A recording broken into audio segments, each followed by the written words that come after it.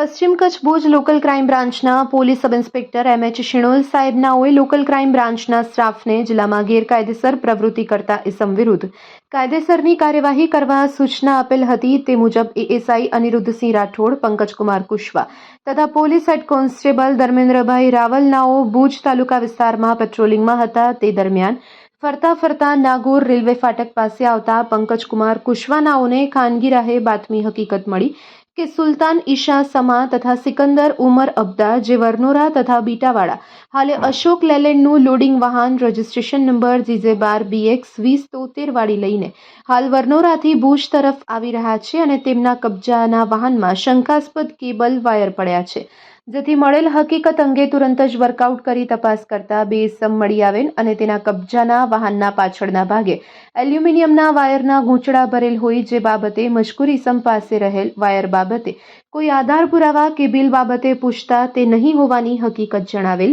જેથી મજકૂર ઇસમના કબજામાંથી મળી આવેલ મુદ્દામાલ શક પડતી મિલકત તરીકે BNSS કલમ 106 મુજબ કબજે કરી ઇસમને BNSS કલમ 35 પેટા કલમ 1E મુજબ અટક કરી આગળની કાયદેસરની કાર્યવાહી હાથ ધરી છે।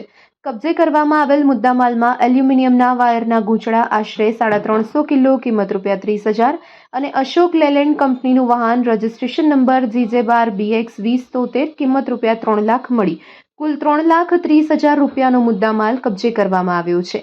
પકડાયેલ ઇસમ સિકંદર ઉમર અબડા અને સુલતાન ઈસા સમા છે। તો સિકંદર અબડા તેમજ સુલતાન સમા આ બંનેનો ભુજ શહેર A ડિવિઝન, B ડિવિઝન તેમજ નલિયા પોલીસ સ્ટેશન અને દયાપર પોલીસ સ્ટેશન મધ્યે ગુનાહિત ઇતિહાસ પણ નોંધાયેલો છે। આ સમગ્ર કામગીરીમાં પશ્ચિમ કચ્છ ભુજ લોકલ ક્રાઇમ બ્રાન્ચના સ્ટાફના માણસો જોડાયા હતા।